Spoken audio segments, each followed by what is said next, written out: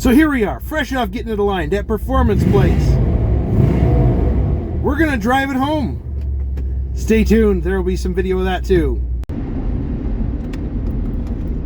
America's most beautiful car right there, the 1965 Buick Riviera.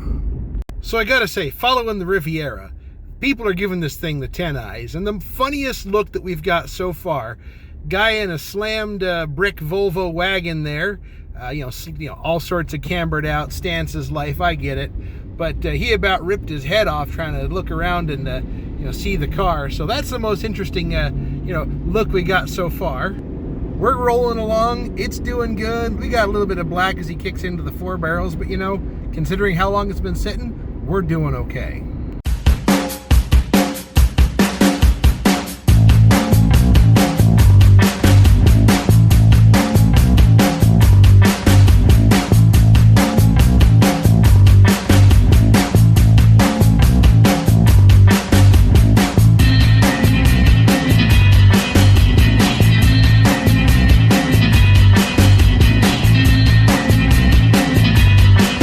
So with the Riviera back from its maiden voyage of any real distance, it drove about 50 miles from the shop that we had to do the alignment on the front end, which came out absolutely beautiful. If you're in the Salt Lake area of Utah, go see Performance Place in South Jordan. They are fantastic with the alignment stuff and just about anything you would ever need, especially with the classics. Anyways, so after the drive, we got a couple of things to address. The hot idle, too high, easy to do. Cold idle, too low.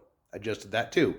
But the funny thing is you only get one try at that, like a day. So you make a change, you try it tomorrow. You make a change, you try it again the next day. So what other issues do we have? Oh, the steering box is still, I don't know if that's the original.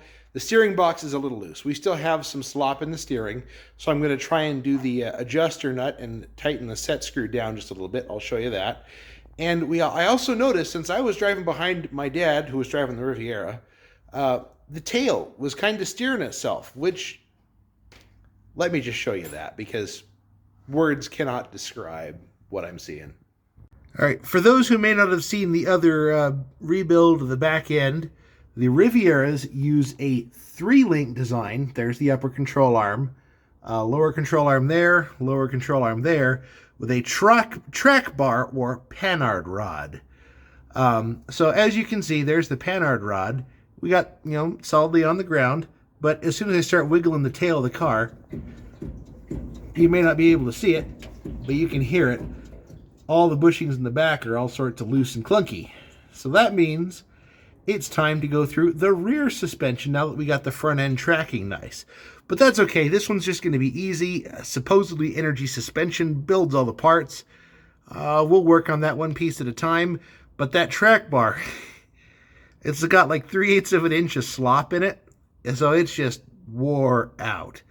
So once the parts get here, we'll just go through them one piece at a time. Just like we did the front, except it won't be near as intense because rear suspensions are easy. So that's the fun and excitement of back here.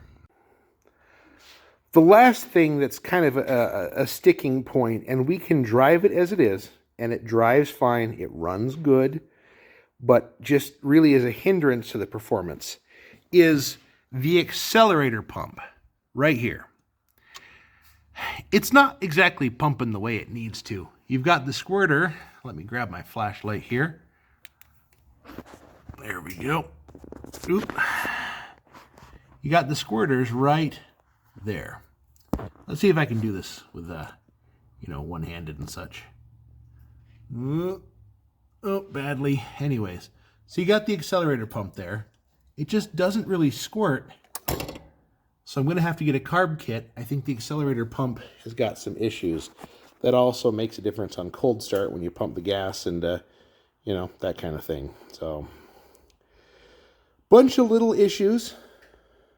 But, on the whole, it's not too bad. All things considered, this made the drive without any issue. There were some people that were making fun eyeballs at the car, but, that is what it is. So I'm going to start slowly ticking off these things. Probably going to make a list of parts first, get those ordered and coming, so that way that part's done. Yeah, just follow along. We're going to tick these off one piece at a time. So of all the little quirks that I've talked about so far, I'm tackling the fuel system. It had rubber line running from the fuel pump up to the carburetor, right next to the fan. I drag race. NHRA says no rubber line from, 12, not to exceed like 2 inches, and you don't rubber line the fuel pump to the carburetor. So I got some metal line. I got some fresh 5/16 on this one. Everything else I got is 3/8. Brand new fuel filter.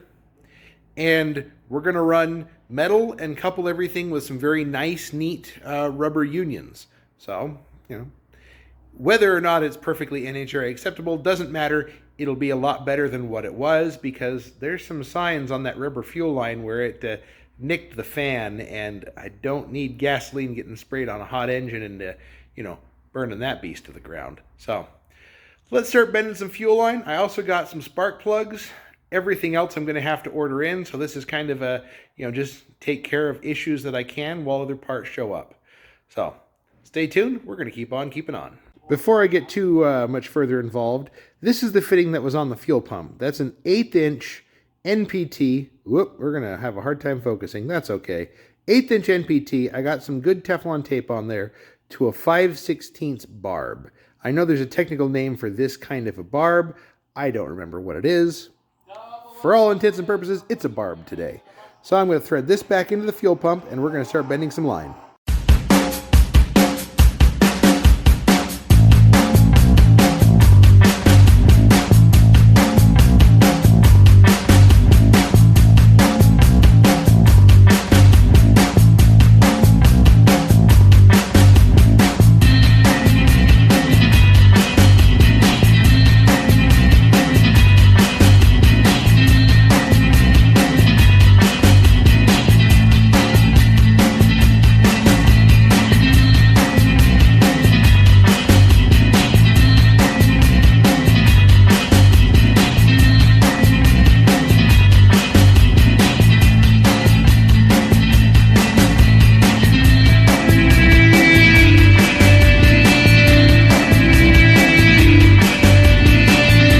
So in that time lapse, you saw me take the air filter on and off a couple of times.